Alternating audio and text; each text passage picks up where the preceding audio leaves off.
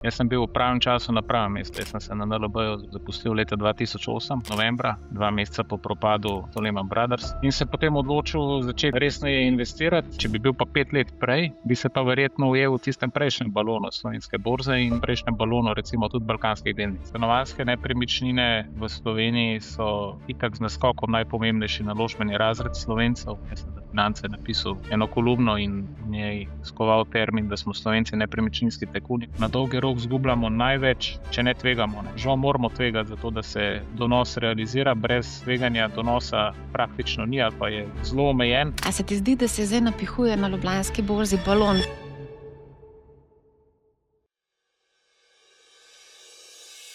Pozdravljeni, sem Marja Milič in gledate MoneyHow, prvi podcast o upravljanju denarja pri nas. Ja, epizoda, ki smo jo posneli, je zelo zanimiva. Gost je Matej Rigelnik, direktor nepremičninske družbe Equinox. Mislim, da je zelo zanimiva in dinamična debata, tako da vabljeni, da prisluhnite. Še prej pa obiščite našo spletno stran moneynewshub.si. Če ste pozabili dati davčno napoved, vam povem, da Taxistent tudi pripravi dokument za samo prijavo v e-davke, tako da lahko tudi uporabite v tem primeru. Ne pa odlašati do zadnje minute, čim prej v bistvu samo prijavite te vaše dobičke in pa dividende. Moram še to povedati, Bootcamp 19. marec, vabljeni, da se nam pridružite. Vsi začetniki, tudi tisti, ki nimate odprtega trgovalnega računa. Drugi termin, mislim, da je 22. april razpisan. Aprila imamo tudi razpisan termin za Bootcamp za mlade, 27. aprila, tako da vabljeni, da opišete tudi vaše otroke, da pač jih finančno opismenimo in da začnejo čim prej izkoriščati moč obrestnega računa. Knjiga Mami, oči ali smo mi bogati je šla v ponatis, tako da bo tudi knjiga kmalu na voljo. Lahko jo tudi naročite danes, jo boste dobili v relativno kratkem času. Prijetno poslušanje epizode. Pred mikrofonom je Matej Rigelnik, direktor nepremičninske družbe Equinox. Zdravo, Matej. Zdravo, Marja. Dobrodošel na podcastu MoneyHow. Midva se še nisva imela priložnost pogovarjati, sem se pa pogovarjala večkrat s tvojim kolegom, predsednikom upravnega odbora, Peter Krivc. Tako da bova imela nekako spoznavno epizodo, če lahko temu tako rečem. Vidim, da si zelo proaktiven na družbenih omrežjih, zelo veliko pišeš o vseh svojih prigodah. Pa bi mogoče začela vseeno z to aktualno tematiko, geopolitiko, ki pretresa konec koncev tudi borzne tečajnice, tako doma kot v tujini. Vidimo kar precej povečano volatilnost v zadnjih dneh, odkar so v bistvu razmere na Bližnjem vzhodu eskalirale. Predvidevam, da spremljaš dogajanje. Spremljam, ja. Morda za začetek, če dovoliš, najprej to, da mi je vedno nekoliko neroden govoriti o investiranju, ker ta pogovor bo o investiranju, ker imam vedno občutek, da se tega pravzaprav sploh nekako zaslužim. Zakaj to mislim? Zaradi tega, ker je investiranje ena tistih stvari, ker te trg zelo hitro nauči ponižnosti. Vsakič, ko začneš misliti, da si pametnejši od trga, te prej ali slej postavi na realna tla. Tako da večino stvari, ki danes mislim, ali pa da razumem o kapitalu, sem se naučil predvsem iz svojih lastnih napak. To je največ, kar lahko da. Ampak Matej, če lahko samo skočim, preden greva na geopolitiko, vseeno pa imaš ti kar dolgo kilometrino v svetu financ, konec koncev imaš pa tudi očeta, ki te je verjetno tudi malce finančno opismenil, tako da kilometrino imaš, ne? Pa tudi verjetno kar nekaj dobrih in slabih izkušenj, ne? Ja, je pa res, da ko človek pogledaš in realno ali pa objektivno poskušaš analizirati stvari, je seveda okolje in čas in tudi prostor, seveda. Tisti, ki je definiral velik del recimo mojega nekega finančnega uspeha v smislu vlaganja denarja ali pa vlaganja kapitala na kapitalske trge. Če bi verjetno bil rojen nekje drugje, rojen z nekim drugim priimkom ali pa rojen v nekem drugem času, bi ta zgodba ne bila uspešna, pa se mi ne bi pogovarjala o tem, kam nalaga denar. Čeprav, honestly, zadnjih 15-20 let, če si investiral v tem obdobju, je bilo zelo uspešno obdobje. Imeli smo finančno-gospodarsko krizo, nizka izhodišča, dalo se je zelo lepo zaslužiti, no, v tem obdobju, tako da obdobje je bilo kar super, no, za nas investitorje. Ja, je pa res, da morda kakšno obdobje pred tem ni bilo tako dobro, ne. Morda pa tudi okolje, v katerem živimo, je seveda Slovenija s to konvergenco in vse pocenjene naložbe na slovenski borzi, na koncu so pretežni del vsaj mojega uspeha, finančnega. Se pravi, slovenska borza, si rekel, če sem prav razumela. Ja, ja, slovenska borza, ja. Jaz sem 95% svojega denarja zaslužil s slovensko borzo, ja. To ni glih najbolj tako, kako bi rekla, osnove investiranja pač nekako učijo razpršenosti, mogoče tudi malo manj, tako nišnih, investicij oziroma tako nišne borze. Ti si se pa odločil za zelo nišno zgodbo, pa tudi tako zelo, likvidnostno, precej tvegano, možnost, a ne, glede na to, da pač Ljubljanska borza ni najbolj likvidna. A imaš kaj težave s prodajo delnic? Nazadnje sem se pogovarjala z Nikolom Markovičem, je rekel, en mesec, da je prodajal delnico Telekoma. Zdaj, če si ful izpostavljen, če imaš velike stave, je verjetno težko zapustiti to ladjo. Ja, ampak jaz pri investiranju z izjemo zgodb, ki so bile v zadnjih 15 letih v Sloveniji sprivatizirane in na koncu tudi prodane, Pivovarna Laško in tako naprej, jaz praktično nobene naložbe nisem nikoli prodal. Tako da Se pravi, si sem hodlar, držiš. sem kar izjemno dolgoročen investitor. Pa tudi zelo Konkretno, potrpežljiv, a ne? konkretno Luka Koper, ja, je naložba, ki jo imam že 15 let in nikoli v tem obdobju 15 letih se niti enkrat nisem pomislil, da bi prodal, ne glede na geopolitične in siceršnje oscilacije. Pač verjamem v to zgodbo in to je to. Zdaj, a ne, Luka Koper je zelo zanimiva tudi zaradi tega, ker nima vzdrževalca likvidnosti. Tukaj zna biti kakšen problem, recimo, če imaš večji konec za prodati, ne? Ja, ampak saj pravim, jaz verjamem v mislim, jaz sem na splošno, ko sem se odločil za nakupe teh slovenskih vrednostnih papirjev, sem vedno gledal neko dolgoročno perspektivo teh naložb in izhajal iz tega, da kupujem del posla in da če kupujem del posla, me te dnevne oscilacije na borzi niti ne zanimajo. V bistvu, ko pridejo dividende, jih reinvestiram in to je to. Tako da sem zelo dolgočasen investitor.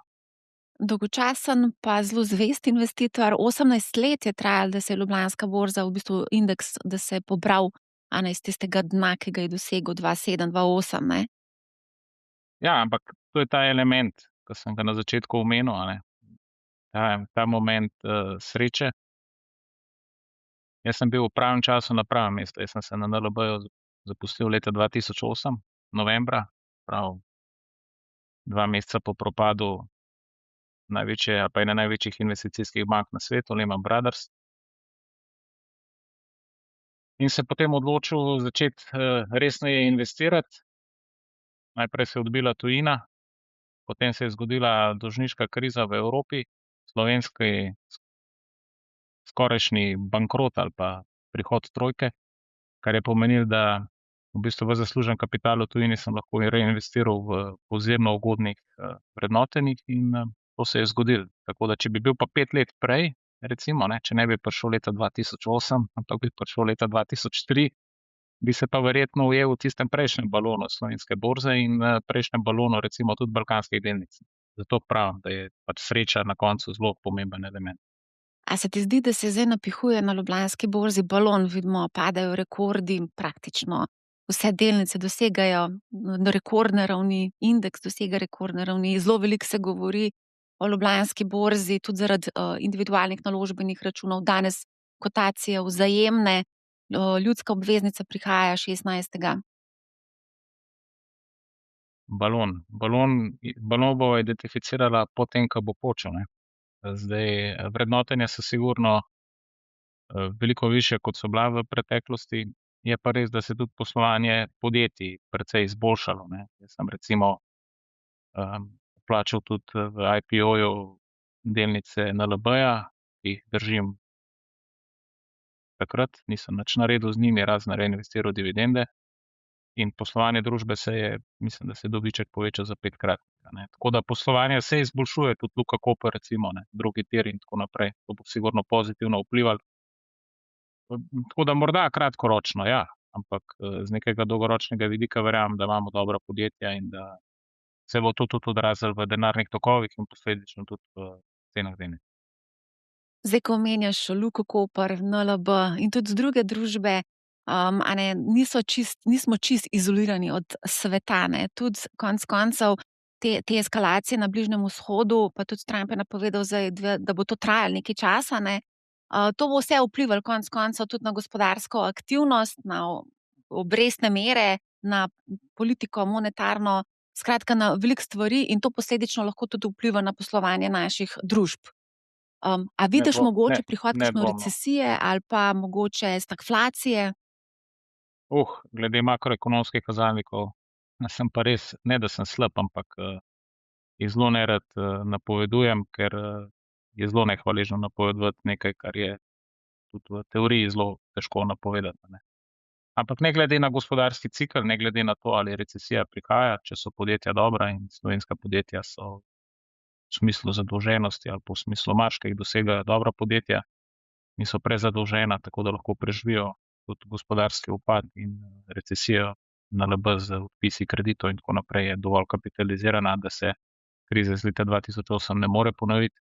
Tako da morda, če bi imel še presežen denar, bi celo bilo dobro, da bi se tečaji nekoliko spustili, da bi ga lahko investiral. O tujih borzah pa nisi nič razmišljal, da bi mogoče dodal tudi zaradi tega, da nekako dosežeš oziroma da zajahaš ta AI val, če nič drugega, ker na Ljubljanski borzi ni nič AI-ja. Ja, jaz tega AI-ja nisem kaj dosti jahal. Imam v svojem osebnem portfelju imam globalni delniški ETF, v katerega pač redno investiram. Mislim, da ga imam tudi že 15 let, 10 let. Mislim, da je XMVO od Deutsche Banka. Ne izplačuje dividend, ker je to davčno ugodno in se kapital akumulira. Tako da imam nekaj izpostavljenosti do tujine. Je pa res, da oportunitetni strošek tujine oziroma investiranja v tuje delnice napram slovenskim bil v zadnjih 15 letih kar precej visok, ne. Zdaj, seveda, za 100-milijonske naložbe Ljubljanska borza ni primerna, ali pa je zelo vprašljiva, če bi bili taki zneski. Jaz ne operiram s takimi zneski, kar se tiče mojih osebnih portfeljev, tako da me ta likvidnost ne omejuje. Je pa res, še enkrat, če pogledaš performance Ljubljanske borze in tujine, je redko katera borza bila bolj profitabilna kot slovenska z vidika tečajev, ne. Ja, res je. Je ena bolj donosnih borz na svetu, je tudi v družbi zelo eksotičnih borz, ne. In zanimiva je še ena stvar, ne. Saj ne vem, če se bo tega dotaknila. Mi smo preko Equinoxa in tudi krovne družbe Axor Holding kupili pomemben delež v skladu Fondul Proprietatea v Romuniji. In ko sem šel v Romunijo in se pogovarjal s tamkajšnjimi investitorji, seveda so mi vsi govorili o globalni diverzifikaciji in tako naprej. No, potem sem jih pa vprašal, ampak zdaj, če potegneš pod črto to, kar si naredil, da si prodal romunske delnice in investiral v tujino, kakšen je rezultat, a ne. In odgovor je bil tam precej podoben, a ne. Je seveda tujina naredila, so bili donosi dobri, oportunitetno gledano pa seveda bistveno slabši kot romunska, ker romunska borza velja tudi za eno najbolj donosnih borz v regiji. Se pravim, Slovenija, Romunija, tudi kakšna druga borza je zraven, še zelo eksotične države, kakšna Mongolija, ne, tudi se najde visoko gor, ne. To so zelo nišne borze, zelo tvegane. Tudi videla sva recimo zdaj včeraj, ko je precej zanihalo, Amerika se je spustila, recimo S&P 500, mislim, da je bil 1 %, Ljubljanska borza je bilo 5 %. Tudi takrat, ko smo imeli finančno gospodarsko. Jaz nisem drugače proti slovenski borzi, da no, zdaj to tako se zveneli, ne. Ampak tveganje je tukaj vseeno malce večje. Na koncu koncev, saj sva videla takrat, koliko je bilo 70-80% upad indeksa, pa je pa 18 let trajalo, 18, ne. Ameriška borza se je praktično takoj odbila, ne. No, čeprav, če lahko dam kontraargument, a ne, tudi japonska borza kot ena največjih borz na svetu, leta 90 dosegla vrhunci in potem mislim, da je 20 let okrevala, da se je vrnila na stara izhodišča, tako da ni to nek unikum Slovenija, so tudi bistveno bolj likvidni in bistveno bolj razviti trgi lahko utrpijo to usodo. Je pa tudi res, da če gledaš zadnjih, ne vem, 50 ali pa več let, je seveda Amerika v tem smislu nek unikum, ne. Amerika je res dosegla ekstremno visoke donose, medtem ko druge borze ne v takšni meri. Ti si zdaj rekel, da je oportunitetni strošek, investiranja na tuje borze višji v primerjavi s slovensko borzo. A sem te prav razumela? Ja, ja. A lahko mogoče to malce pojasniš? Mislim, če pogledam recimo nekak svoj portfelj, a ne, z zneski, s katerimi sem operiral 15 let nazaj in kaj je iz tega nastalo, ne, in če bi recimo ekvivalent tega denarja takrat vložil v nek globalni delniški indeks, te donosi bistveno odstopajo, a ne, in to imam v mislih, ko govorimo o oportunitetnem strošku, ker če bi se takrat odločil in ta znesek namesto v, ne vem, Pivovarno Laško, Alpetur, Žito, Luko Koper, NLB nenazadnje, ne, vložil na tuje kapitalske trge, bi veliko izgubil. Seveda se pri investiranju vlagatelji velikokrat zatekajo ali pa zatekamo, no, bom v prvi osebi govoril, ne, seveda v ta strah pred izgubo, a ne. Se pravi, investiramo 100 enot in pade na 50 enot, izgubili smo 50 enot, a ne.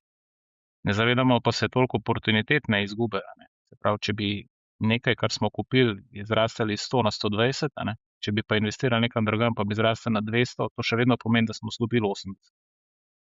Če je to pač ta igra, ki jo igramo, a ne, to je ta oportunitetni strošek. Kaj bi bilo, če bi bilo, a ne, to so ti scenariji. A si tudi mogoče investiral v kaj, v kripto, pa si bil mogoče zgodnji investitor že leta 2009, 10, 11 v Ja, bitcoin? to sva se z mojim prijateljem, in predsednikom upravnega odbora pogovarjala leta 2014, 2013. Seveda me je takrat racionalno prepričal, da se to ne splača. In On se je takrat kriv. nisva odločila. Ja, je kar on kriv, ker moja ideja je bila kar, da meni je bil predvsem ta mining takrat zelo všeč, no, ta koncept. In takrat se nisem odločil za nakup. Imam prek Revoluta sklenjene te obročne nakupe kriptovalut, ampak rezultati so katastrofalno slabi. A si mogoče Mislim, izračunal da sem globoko v oportunitetno minusu. izgubo? Ogromna, enormna, a ne, enormna. Seveda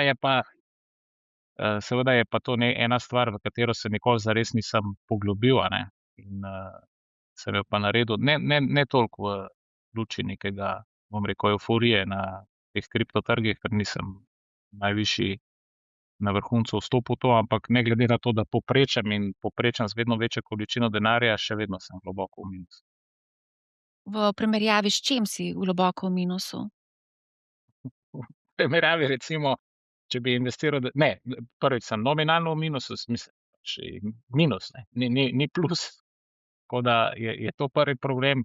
Tako da če že z inflacijo primerjam, sem v minusu, kaj šele, če bi to primerjal z, ne vem, S&P 500 ali pa SBA. A si preračunal, kolikšna je bila povprečna inflacija v zadnjih 15 letih? Letna? Letna. Ja, po moje okoli 3,5 do 4%. Je pa res, da seveda tukaj se morava seveda vprašati, ta dejanska inflacija oziroma statistično znana inflacija dejansko odraža tisto inflacijo, ne. Zdaj, moja najljubša jed ali pa ena najljubših jedi je burek, ne. Burek se je podražil iz 2 evra na 3,50 evre, ne, v 4 letih. Tako da moja občutena inflacija, kar se bureka tiče, je izjemno visoka. A pa si izračunal svojo lastno inflacijo, ker imaš kalkulator na ECB-ju, kjer si lahko izračunaš svojo inflacijo? Ne, toliko se nisem poglabljal, bi pa približno beležim, koliko v trgovini zapravim, recimo na mesečni ravni, in vidim, da so ti zneski kar bistveno višji, kot so bili, ja. Inflacija je bistveno več kot samo hrana in gorivo, a ne? So še Ja. druge stvari, a ne? Se strinjam, ja, ampak recimo, da te stvari, ki jih bolj tekoče spremljam, se kar vidi, ja. In je po Torej, mojem bistveno višja, kot je javno oziroma uradno zaznana. a tvoja inflacija je višja, Mhm, osebna? mhm. Aha, okej. Moja je bila nižja, ke sem preračunavala, in to A res? konkretno nižja, ja. Jaz ne zapravljam veliko, jaz sem skromen človek. Pa saj jaz tudi iskreno ne, ampak pač, določene stvari so se res, So se. precej Hrana se je podražile. kar precej podražila, to je res, ja. Hrana se je, ja. Ja, zdaj se bojo tudi Ja. energenti, kot vidimo, cena nafte je poskočila, zemeljski plin, tako da čaka nas tudi ta energetska očitno spet neka situacija, draginja.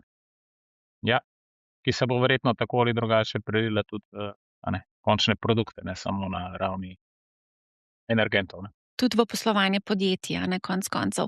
No, moram te Tako je. še to vprašati, ker sva še vedno pri slovenski borzi, pa bi te vseeno rada vprašala, vpliv politike, a ne, tukaj vidimo, da je kar precej velik vpliv politike tudi na poslovanje ali pa na vsaj, kadrovanje v nekaterih podjetjih, slovenskih. Kako pa na to gledaš, glede na to, da je zdaj tudi aktualno, pač, so volitve aktualne, predvolilni boji se bijejo vsak dan? Zdaj korporativno upravljanje v slovenskih podjetjih se je v zadnjih 15 letih izboljšalo, ne. Če gledamo čas pred finančno krizo in gledamo danes, je bistveno boljše, tako da smer je prava. A je dobro, da se politika vmešava v državna podjetja? Morda jaz nisem pravi naslov, ne. So bolj volilci tisti, ki bojo morali odločati, a si to želimo. Ampak ne glede na to, jaz, vidim to predvsem kot potencial, a ne. Če so ta podjetja uspela doseči,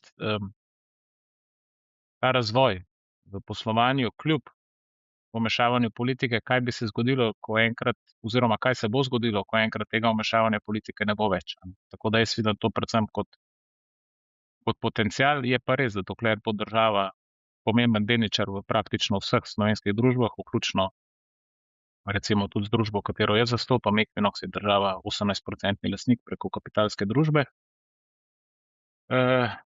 pač lahko država odloča, a ne. Zdaj pa, a je to z vidika makroekonomije oportuno, da imamo državo kot lastnika, je pa drugo vprašanje. To bomo pa odločali, mislim, da 22. marca, Um, če kaj se pa si bomo o tem misliš, sploh odločali. po moje to ne bo glih prioriteta, mislim, da so prioritete jasno zastavljene, to je zdravstvo, a ne, vsi tako pravijo, ne. Tako da, ampak ja, kaj pa recimo zdaj si spremljal dogajanje okrog, delnice Vzajemna? Meni so to delnico dodelili, ker sem imel, mislim, da več kot 100 evrov, če se prav spomnim. Tako da ne vem, če sem jo že prenesel na svoj trgovalni račun ali se to avtomatsko zgodi, tako da moram to pogledati. Ni pa Moraš neka zgodba, prenesti, kateri bi posvečal neko moram prenesti, no, se pravi, moraš. vidiš. Toliko nisem, da bi. Tako da bom to prenesel, ampak ni neka zgodba, kateri bi posvečal neko veliko pozornost. A te lahko vprašam, a ti imaš, trgovalni račun kakšnega slovenskega ponudnika ali imaš mogoče tudi Ja, kakšnega tujega? trgovalni račun, jaz imam ves svoj denar v Sloveniji oziroma, um, 99,99 %. Odprl sem en trgovalni račun še v Romuniji za nakup, delnic, ampak, 99 % imam v Sloveniji. Pa NLB. pa, Revolut si omenil, da ga imaš tudi. Revolut imam predvsem kot, za kreditne kartice pa za nakup, kriptovalut. Zadnjič mi je, Blaž Brodnjak povedal, da je Revolut tretji največji po številu uporabnikov v Sloveniji, tretja največja banka. Se pravi NLB, ne vem, katera je druga, verjetno OTP, potem pa je že Revolut. Jaz sem zvest komitent NLB-ja. Že No, mislim, da bo odkar Blaž Brodnjak vesel. mislim, da sem imel edini račun vmes odprt na Abanki, ampak sem ga zaprl, tako da sem zvest komitent NLB-ja. Ne glede na to, da se ne strinjam vedno z kakovostjo storitve, ampak pač sem zvest svoji banki. Mislim, da je to ena taka dosti standardna lastnost Slovencev. Je, Mislim, je. da se prej ločijo od svojega življenjskega sopotnika kot pa od svoje banke. Evo, v Tako da, vmesnem času sem zamenjal veliko partneric, a ne. ampak Banka je pa banki pa ostala. Nekoč je bila pivovarna Laško, je imela reklamo zvestoba do roba. Evo, To je. vidiš, mislim, da bo Blaž Brodnjak zelo vesel. Kaj pa prej si omenjal, da to vmešavanje politike v družbe pač, ne, da pač prihaja tudi do tega, ampak kaj pa kontra, recimo menedžment, ki v bistvu zelo glasno in jasno kritizira politiko. Recimo Blaž Brodnjak je tukaj kar precej vokalen. Mislim, to je za nadzorni svet banke, da ugotovi, a je to z vidika banke oportuno oziroma z vidika podjetja oportuno. Seveda je verjetno neka iskrena želja vseh nas, da okolje, v katerem živimo, ne stagnira ali pa ne nazaduje glede na okoliške države, in kar nekaj tega se je zgodilo v zadnjih 4 letih in verjetno je to posledica njegove vokalnosti, tako da z vidika neke vsebine je to sigurno upravičeno, z vidika forme njega kot predsednika uprave NLB-ja pa morda jaz nisem ta prava oseba, da bi to presojal, ne. Je bolj za nadzornike, ki ga imenujejo. Zdaj, omenila sva, da smo imeli, pa bom uporabila to besedo, inflacijo na Ljubljanski borzi, imamo pa tudi inflacijo na nepremičninskem trgu. Ti si kar poznavalec nepremičninskega trga, pa me zanima, so nepremičnine še vedno zanimiva investicija, prinašajo zadovoljive donose za recimo investitorje? Mm. Zdaj, stanovanjske nepremičnine v Sloveniji so itak z naskokom najpomembnejši naložbeni razred Slovencev. Jaz sem za Finance napisal eno kolumno in v njej skoval termin, da smo Slovenci nepremičninski tajkuni, noben naložbeni razred ne predstavlja tako pomembne vloge v premoženjski bilanci Slovenca kot nepremičnine, tako da imamo strašansko ljubezen in nagnjenost investiranja v nepremičnine, kar je verjetno z vidika nekega oportunitetnega stroška, o katerem sva govorila, seveda nacionalna katastrofa, ker nepremičnine niso nek izjemno produktiven naložbeni razred v smislu ustvarjanja novih delovnih mest, v smislu razvoja in tako naprej, pač gre za nek zelo konzervativen in staromoden naložbeni razred in to je velik problem. Kar se tiče pa vrednotenj, nikoli niso bile zares poceni, ampak jaz sem stanovanje, v katerem sem živel v Situli, mislim, da 2 leti pa pol ali 3 leta nazaj že prodal, ker sem takrat ocenil, da je vrh, ne. Izgleda, da sem to napačno ocenil, ker nepremičnine še vztrajno rastejo. Še. Na srečo sem ta denar investiral v borzo, v slovensko, ne, in malo lažje spim, ker drugače bi se zelo sekiral, ampak ja, cene še vedno rastejo in to je to. Tako da ne znam dati pametnega odgovora, a je drago ali je poceni. Verjetno se najde kakšna boljša naložba, no. Bolj donosna naložba, ne? Ja, mislim, v smislu donosa, seveda, ne. A si ti tudi mogoče kakšen, a imaš ti tudi željo, da postaneš, ne vem, razvijalec nepremičnin oziroma da gradiš nepremičnine? Ravno pred kratkim sem se pogovarjala z enim mladeničem, ker je rekel, da bo zgradil v Ljubljani stanovanja. Ja, mi smo kot Equinox vstopili kot, kako se temu reče, politično korektno, strateški partner v naložbo razvoja 30 stanovanj v Kočevju. Nama Kočevje se je iz veleblagovnice preoblikovala v 30 stanovanj in pač nek nov javni del. To je projekt, ki smo ga začeli 4 leta nazaj, malo manj kot 4 leta nazaj, z idejo, da se bo to končalo v roku 1 leta ali pa leta pa pol, no. Zdaj je družba smo jo dali v prisilno poravnavo, zato da bomo končno mi dobili uporabno dovoljenje in speljali projekt do konca. Tako da jaz sem zelo skeptičen, no. Mi investiramo v svojem imenu in za svoj račun v obnovo lastnih nepremičnin, mi izvajamo neke manjše redevelopment projekte, tako kot je bilo v stolpnici Delo, ko smo iz pisarn, v bistvu iz bivše redakcije časopisne hiše Delo spremenili to redakcijo v apartmaje. To delamo. Da bi šli pa sami razvijati, je pa nek čisto drug poslovni model do katerega imam jaz sploh po izkušnji z to investicijo, ker smo mi pač finančni partner in smo dali v bistvu kredit v Nami Kočevje, imam zelo velik respekt in sem zelo zadržan do tega.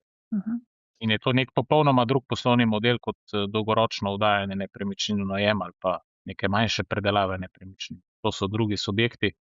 Recimo Kormin je en takih, ki je v Sloveniji pač bolj poznan, ki razvije in potem proda, ne.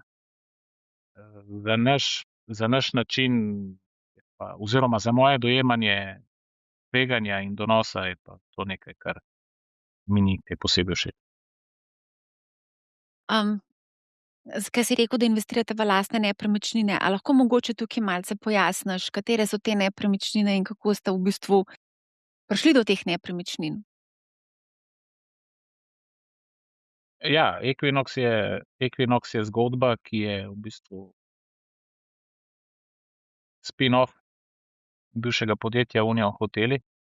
Union Hoteli so bili podjetje, ki je v bistvu leta, mislim, da 94, 95 kotiralo na Ljubljanski borzi, ki je upravljalo dejavnost hotelirstva in gostinstva in ki je imelo v lasti nepremičnine. In mi smo se leta 2022, 4 leta nazaj, bo to že zdaj, odločili, da bomo v bistvu ločili dejavnost hotelirstva in dejavnost gostinstva od same nepremičninske dejavnosti. Smo izločili nepremičninski del iz Union Hotelov, Union Hotele potem likvidirali. Družbo Equinox pa uvrstili nazaj na Ljubljansko borzo, s tem, da se družba Equinox, 90% poslovnega modela družbe Equinox so nepremičnine, nepremičninska dejavnost. Kar se tiče portfelja nepremičnin, ki bojo verjetno gledalke in gledalci najlažje ogledali na naši spletni strani, ampak obsega cirka 70.000 kvadratnih metrov komercialnih nepremičnin v Ljubljani. Od Grand Hotela Union, Do hotela, hotela Lev, Central hotela, Faziloga in stolpnice Delo, recimo od teh bolj prepoznavnih objektov. Imamo pa tudi nekaj finančnih naložb. Tako da izhaja ta del iz v bistvu bivše firme. Smo pač želeli uskladiti poslovni model z nekim ustaljenim poslovnim modelom v tujini, kjer je redko, da se lastnik nepremičnine hkrati ukvarja z dejavnostjo. To je tako kot, ni glih toliko ekstremno, kot pa recimo, da bi nek razvijalec umetne inteligence imel v lasti še nepremičnino. Ni toliko ekstremno, no, je pa podobno. Se pravi, mi smo želeli ta poslovni model ločiti, ker zahteva svojo strokovnost in svojo razumevanje, svojo krivuljo učenja in je bistveno drugačen od same gostinsko-turistične dejavnosti. Kako je pa oče tvoj vpleten v to vašo zgodbo? Ko govoriš o nepremičninskih tajkunih, pa bi rada mogoče malo tukaj povezala nepremičninska dejavnost pa pač tranzicijski tajkun, ne, tudi sam si pač povedal. Mislim, jaz si iskreno zares nikoli nisem želel delati v nekem sistemu, ki bi bil tako drugače povezan z očetom, ne, ker vedno potem prideš do tega, da karkoli bomo mi uspeli iz tega narediti, je itak, zasluga očeta, karkoli bomo pa zajebali ali bom pa zajebal, bo pa to moja krivda, tako da je zelo asimetrično, ne, z vidika neke javne podobe. Ampak v nekem konstelaciji razmer, takrat, ko se je zaključevala ta menedžerska zgodba ACH-ja in se je ta del Union Hotelov oddelil, v bistvu kot kompenzacija kupnine za prodajo Adria Mobil, sem se pač odločil, da je morda to najbolj oportuna pot. Kar se tiče pa vtikovanja, ne. Mi smo javna delniška družba, ki ima tudi predstavnika države, kapitalske družbe, gospod Tadej Čelar v upravnem odboru in mi upravljamo to družbo skladno z smernicami normalnega korporativnega upravljanja, tako da ni. Ampak vseeno, oče ima kar nekaj izkušenj, verjetno si se tudi kaj naučil no, to že, ampak verjetno si se pa kaj naučil tudi od njega, glede na to, da pač je to, vseeno ima kar nekaj izkušenj, ne, tudi iz tistih časov, pa verjetno spremlja tudi aktualna dogajanja. Da je treba delati, ja. Da je delo vrednota, ja.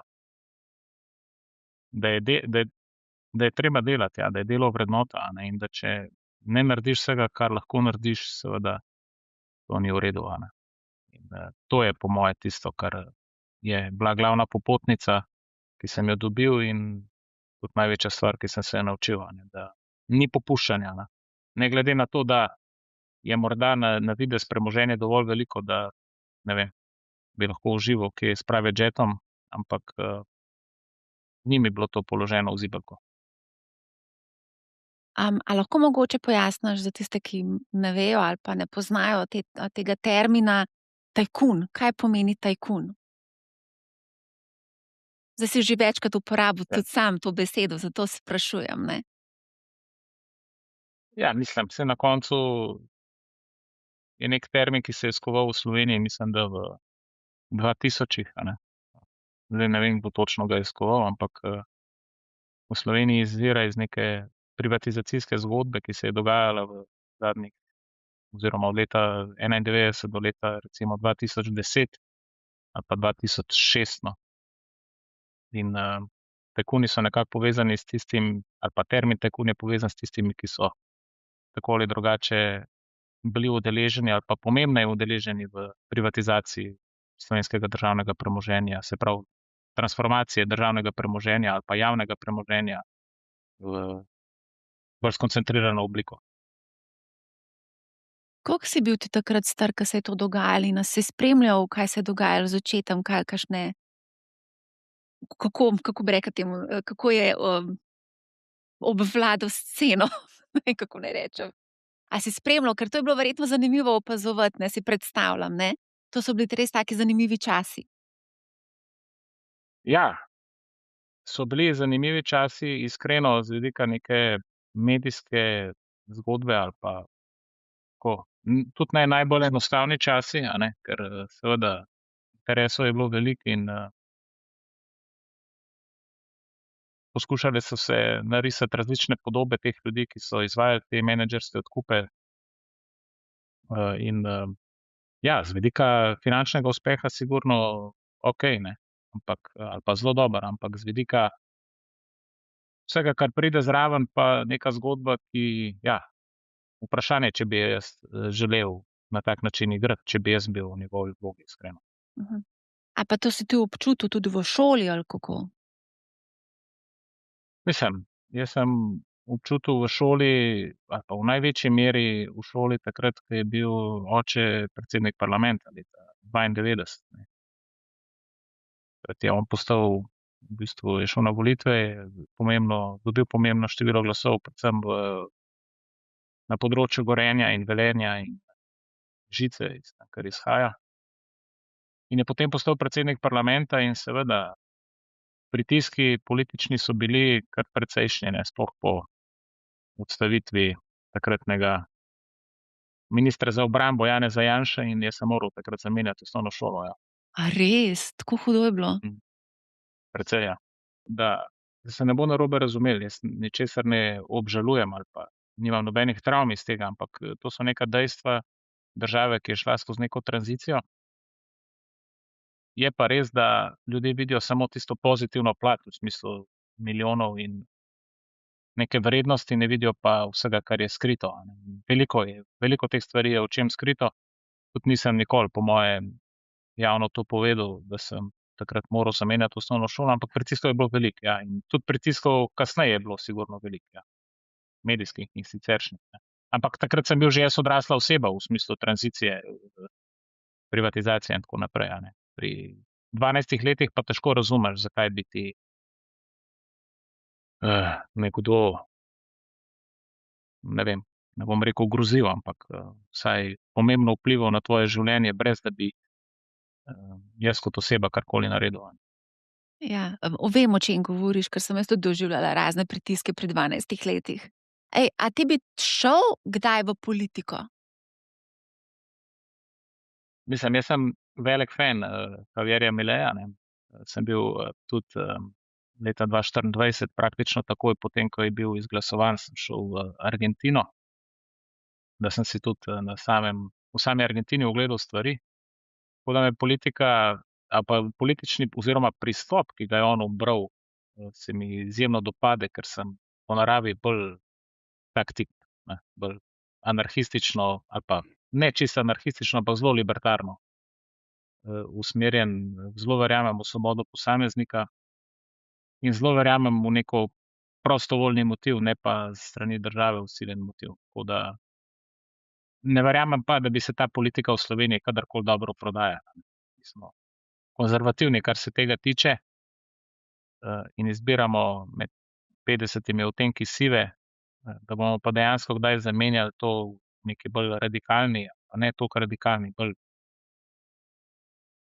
bolj strateško usmerjenem smislu, pa skoraj ne verjamem. Nismo narod za to. Tako da odgovor je ne. Ne. A greva midva nazaj na Equinox, pa na borzo. Zdaj Equinox je Seveda. tudi del SBI topa. Samo sekundo, da pogledam, kolikšna je izpostavljenost, oziroma ima 0,3 % v SBI topu. Z delnico ni majhen delež je, ja. Tudi ni veliko poslov s samo delnico. Koliko se vi v bistvu ukvarjate s tem, s trgovanjem oziroma spodbujanjem k vlagatelju, k investiranju? Zdaj, zgodba Equinox sva jo že vsaj na kratko razložila, kako je prišlo do nje. Naše videnje te situacije je bilo takrat takšno, da je bila delnica Union Hotelov izjemno nelikvidna, bistveno bolj nelikvidna, kot je delnica Equinoxa. Ekvivalent delnice Equinox je takrat bila delnica GHUG, se pravi Union Hoteli, in je kotirala približno, ne vem, med 10 in 17 evri. Izjemno nelikviden trg, izjemno majhno število vlagateljev in ko smo mi naredili ta strateški premislek, da bi to dejavnost oddelili, smo jo naredili v luči tega, da pomeni pomembno pridobitev predvsem za manjšinske delničarje, ker če se bo trg in realna vrednost tega podjetja vzpostavila, to pomeni, da je za njih nastala velika vrednost, za večinskega lastnika pa praktično ni nobenih dodatnih obremenitev ali pa stroškov ali pa kakorkoli, ker se je že družba prej upravljala in se zdaj pač upravlja samo na nov način, po novih smernicah. Tako da to je bila osnovna premisa ali pa osnovni razmislek, ki smo ga naredili, se pravi, da je za strukturo delničarjev, za del strukture delničarjev to pozitivno, za drug del pa nima negativnih posledic. Potem smo se mi odločili, da to naredimo. Ideja je bila, da bi mi naredili pravi IPO, ker to je bila praktično tehnična uvrstitev na borzo. Pravi IPO v smislu, da bi iskali tudi nove vlagatelje, v smislu dokapitalizacije. Je pa res, da slovenska zakonodaja na področju nepremičninskih družb takrat še ni bila sprejeta in mi tega nismo mogli izvesti, ker pač regulacije ni bilo, tako da smo lahko uvrstili Equinox na borzo samo kot navadna delniška družba, tako kot Krka, tako kot Telekom ali pa Zavarovalnica Triglav, s tem, da je naš pretežni poslovni model ali pa 90% našega poslovnega modela so nepremičnine. Nimamo nobenih drugih davčnih statusov in posledično je tudi z vidika promocije, to, kar si me spraševala, glede promocije tega, koliko mi lahko oglašujemo Equinox kot poslovni model, smo pri tem zelo omejeni. Smo imeli kar zajetno število dopisov z Agencijo za trg vrednostnih papirjev, kaj lahko in česa ne smemo početi. No, na koncu je pač to nek kompromis, ki je nastal. Seveda ni optimalna rešitev, likvidnost ni najboljša, se tega zavedamo, zato imamo tudi program odkupa lastnih delnic. Je pa število delničarjev zraslo, mislim, da 300 na skoraj 600. Tako da se postopno povečuje. To je to. Moram te vprašati, jaz sem naročena na novice Ljubljanske borze, na SEO.net, in to dobivamo konstantno, da so bili posli s povezanimi osebami. Kakšni posli so to? Kdo so te povezane osebe in kaj pravzaprav to pomeni? Zdaj, kapitalska družba, mi smo takrat želeli pač, da bi nekako to z vidika neke javne podobe bilo boljše, da bi oba prevladujoča lastnika sorazmerno izstopala iz tega, pa se oni nikoli niso zares za to odločili.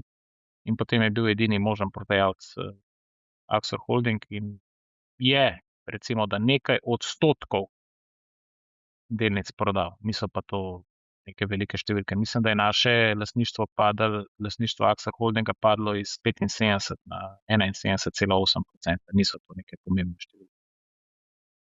Ampak kdo pa so te povezane osebe? To ne razumem.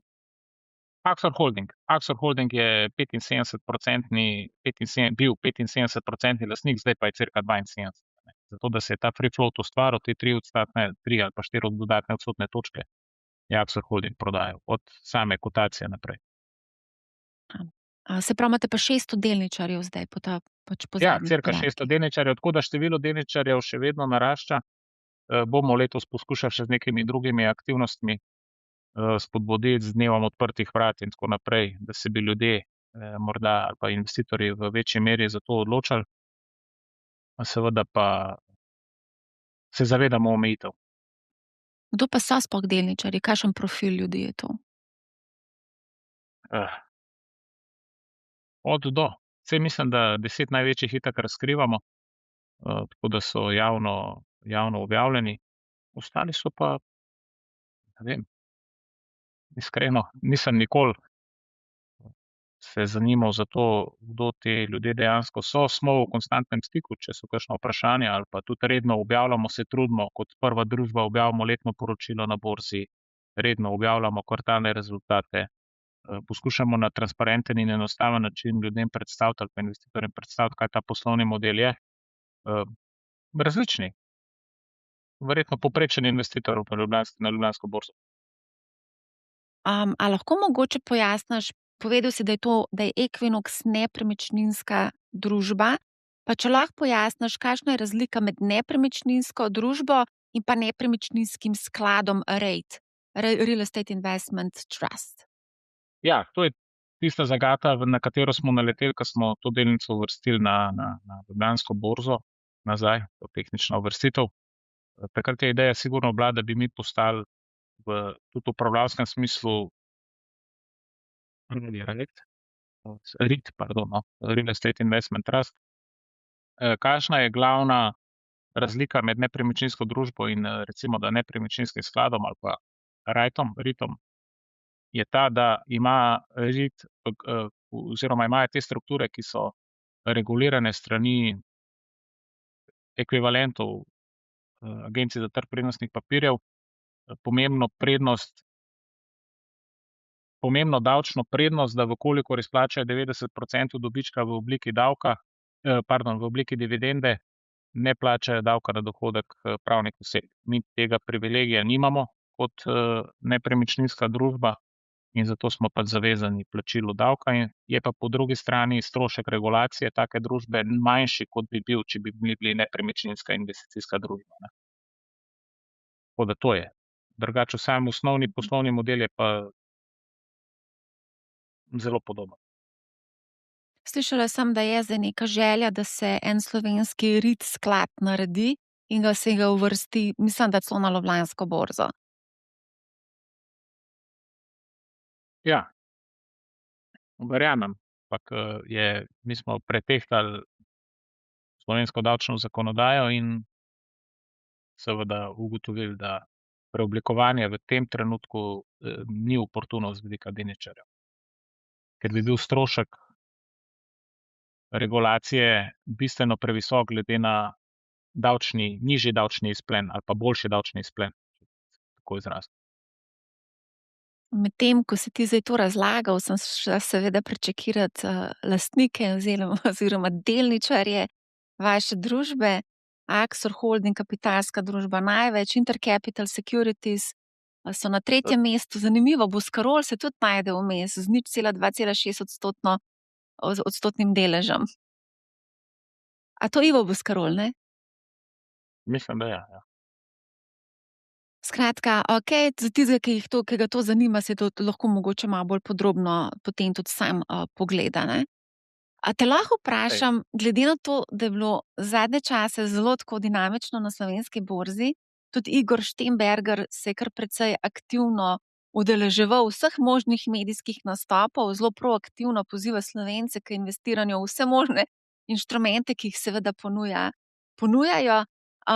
Pa tudi recimo zanimivo mi je bilo, sploh pri delnici Vzajemna je bil zelo vokalen, kar se tiče samega prenosa, delnic, omejitve prenosa, vinkulacije, in je celo 11. marca napovedal neko aktivno držo proti temu predlogu. Pa me zanima, kako ti gledaš, zdaj to ne vem, če bi zdaj označila za neko aktivistično, delničarstvo, ampak ja, imamo, mislim, a tega aktivizma ni več, se mi zdi, včasih je bilo precej več tega, no, med Ja, malimi delničarji. in verjetno, pa ne samo prek malih delničarjev, ne, tudi prek kakšnih skladov ali pa morda kaj bolj resnega kapitala, ki bi bil v ozadju. To sigurno je ena stvar, ki manjka slovenskim podjetjem zaradi tega, ker vključno z nami na koncu, seveda, ko si ti enkrat varno v sedlu in nimaš nikogar, ki ti nastavi ogledalo in ki te morda opozori na določene manke v poslovnem modelu ali pa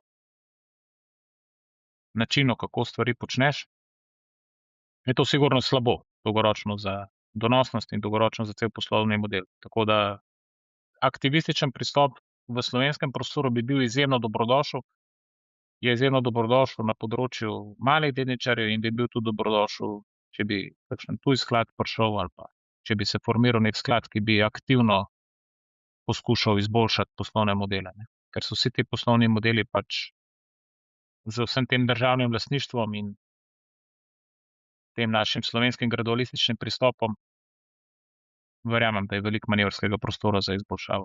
Tako da absolutno podpiramo. In a si ti tudi aktivist na skupščinah, greš, predlagaš kaj, nasprotuješ upravi? Mislim, morda je vredno pogledati, kaj smo mi kot Vredno je. drugi oziroma zdaj tretji največji delničar naredili v Romuniji, ne. Bi rekel, da kar zelo aktivistično, ja. Ampak ne Tako da pa v ja, se slovenskih, ukvarjam s tem na v skupščinah Sloveniji. slovenskih družb. Ne, ja, čeprav dobro, saj sem bil na nekaj skupščinah, ampak nisem nek aktiven, se ne udeležujem skupščine, recimo Luke Koper ali kaj podobnega, ampak drugače pristop pa imamo tak, ja. No, če mislimo, da je kaj za popraviti, tudi naredimo, ja. Zdaj sva zelo na hitrico in bežno sva omenila Romunijo, ampak je to zelo pomembna zgodba tudi za vas. Konec koncev s tem vstopata ne samo na nepremičninski parket, ampak malo širše, ne? Ja, romunska borza je sigurno ena tistih borz z največjim ali pa enem največjih potencialov v regiji. Dnevni promet se giblje tam okoli, mislim, da 25 milijonov evrov zdaj trenutno in raste, število računov raste. Ravno zdaj so naredili nov IPO, 2 dni nazaj oziroma včeraj. Lansko leto je bil IPO, 3 leta nazaj so naredili največji IPO v Evropi, takrat hidroelektrike. Gre za trg, ki ima močen steber penzijskih skladov oziroma ja, tako penzijskih skladov in pa tudi retail vlagateljev. Število trgovalnih računov eksponentno raste, mislim, da so zdaj na 280 tisoč v državi, ki ima 20 milijonov prebivalcev, tako da potencial je izjemno velik. In ja, mi smo to priložnost prepoznali v obliki Fondul Proprietate, sklada, ki je v bistvu ekvivalent Slovenske odškodninske družbe, ki je v denacionalizacijskem postopku namesto obveznic ljudem, ki so bili upravičeni do povračila premoženja, delnice oziroma premoženje vrnil v obliki delnic sklada. Ta sklad uvrstil na borzo in pripeljal Franklin Templeton kot upravljavec sklada, ki je zadnjih 15 let več kot uspešno upravljal ta sklad. Tako da zelo unikatna zgodba v prostoru vzhodne Evrope. In kakšna so vaša pričakovanja zdaj s to zgodbo? Mislim, mi smo to zgodbo odigrali kar, bom rekel, intenzivno v zadnjih 6 mesecih. Kupili smo skupaj s povezanimi družbami, imamo cirka 8%, tako da smo tretji največji, bili smo pa drugi največji delničar. Naredili smo kar nekaj korenitih sprememb in nekako se je tudi precejšen del vrednosti izkristaliziral že. Ima pa sklad pomembne naložbe v 3 romunske strateške naložbe. Eno je letališče CNEAB, to je letališče Bukarešta z cirka 18 milijoni potnikov. Drugo je pristanišče Konstanca na Črnem morju, mislim, da 15. največje pristanišče v Evropi, in pa rudnik soli Salrom z izjemno velikim nahajališčem grafita. Tako da vsi projekti so pomembni z vidika romunske politike in gospodarstva in pa tudi z vidika kapitalskih trgov romunskih. Tako da kar pomembna zgodba, ja. Omenil si obveznice, pa bi te še to vprašala, preden zaključiva. Mislim, da si začel svojo kariero na obvezniškem trgu, ne? Ja, tako je, ja. In tudi v sklopu No, takratne službe, zakaj sem ostal zvest Sloveniji, slovenskim naložbam, no, tako smo v bistvu v okviru NLB-ja, takrat, ko je bila NLB v bistveno drugačnem položaju, kot je danes, ker takrat so se ljudje bali, da jim banka ne bo več izplačala depozitov. Smo naredili portfelj Investirajmo slovensko. En del portfelja je bil namenjen, oziroma en del tega, kar smo na te akcije, je bil to, da smo spodbujali slovenske vlagatelje, da so začeli investirati v slovenska podjetja v obliki delniških naložb. En pomemben del pa to, da so ljudje depozite, ki bi jih sicer odnesli iz banke, ker takrat so masovno ljudje odnašali depozite iz banke, da so namesto odliva denarja iz računa banke ta denar prenesli na trgovalni račun in kupovali slovenske državne obveznice, ker garancija depozitov na banki je bila in še vedno je 100 000 evrov, vkolikor si pa kupil državno obveznico, je pa garancija na izplačilo glavnice in obresti neomejena, ne, ker država mora to tako ali drugače vrniti. In to je bila ta akcija in to je to, ja. Drugače pa in je bila izjemno uspešna takrat, smo veliko denarja uspeli v okviru NLB-ja zadržati. Danes ne predstavljivo, o čem se pogovarjamo, ampak takrat je bila taka situacija. Drugače pa sem se veliko ukvarjal tudi s podrejenimi obveznicami takrat še, ja. To je bila izjemno zanimiva in je bila donosna naložba. tukaj bila tudi ampak a je bila tudi kakšna lekcija tukaj? Taka, Ja, tudi en največjih izgub ja, procentualno mislim, da sem izgubil na eni naložbi 95, in sicer na podrejeni obveznici Abanke in pa ena obveznica v tujini SNS Real, to je bila nizozemska banka, mislim, da sem izgubil celoto, ja. no, Ampak vidiš, tako da tudi obveznice so tvegan inštrument, a ne? absolutno ne. Predvsem je pa na dolgi rok tako, a ne, s temi obveznicami, da ponujajo v nekem smislu neko varno zatočišče, ponujajo 3-4%, ampak seveda v luči tega, kar sem se pogovarjal na začetku, oportunitetno, pa na dolgi rok izgubljamo največ, če ne tvegamo, ne. Žal moramo tvegati zato, da se donos realizira, brez tveganja donosa praktično ni ali pa je zelo omejen. In glede na to, da imamo relativno dolg naložbeni horizont, 30 let za penzijo, če varčujemo, je zelo pomembno, da ni teh bližnjic v tem smislu, da 3-4% bo prinesel tisti donos, ne. Se je treba zelo zavedati, da na dolgi rok pač najbolj tvegamo, če ne tvegamo. In obveznice so en tak inštrument, ki ljudi hitro zavede, a ne, v to neko varno zatočišče. Seveda pa razliko med nominalno in realno donosnostjo si pa zelo težko že kdo zna izračunati. Mislim, da tudi marsikateri Slovenec želel investirati v romunske obveznice, ki so prinašale 6, 7, 8% donosnost. A si tudi kaj mogoče gledal to? Ja, sem. Jo tudi imam. In? 2050. Ja, mislim, da sem kupoval to po 9 ali 10% in še vedno jo držim. Tako da, No, vidiš, da ja, so identificirale kar nekaj tujih naložb. v evrih, ja, ampak procentualno, ne. Pač procentualno so to še vedno Procentualno. majhne pozicije, ne. Ampak romunske obveznice so bile državne, pa še vedno so pomembno donosnejše kot pa, ali pa pričakovana donosnost je pomembno višja od recimo slovenskih, ne. Saj mislim, da je Intercapital naredil celo neki ETF na te inštrumente.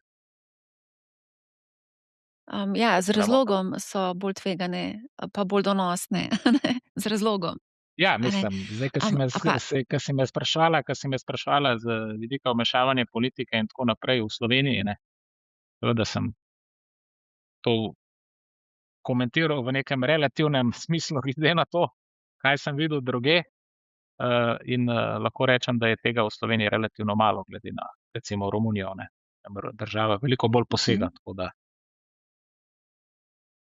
se strinjam, ja. Slovenija bo tudi izdala tretjo izdajo ljudske obveznice, 16. marca je pač prvi možni Samo ena datum stvar, a ne, vpisa. recimo Romunija, ne, Romunija ima že mislim, da 4 leta, Fidelis program se imenuje, kjer, redno mesečno izdaja obveznice direktno fizičnim osebam, se pravi romunskim državljanom, romunskih lejih, pardon, ali pa evrih, in ima popoln davčni izvzem na vse, obresti ali pa razliko v ceni, ki jo ti vlagatelji realizirajo ob prodaji, ne.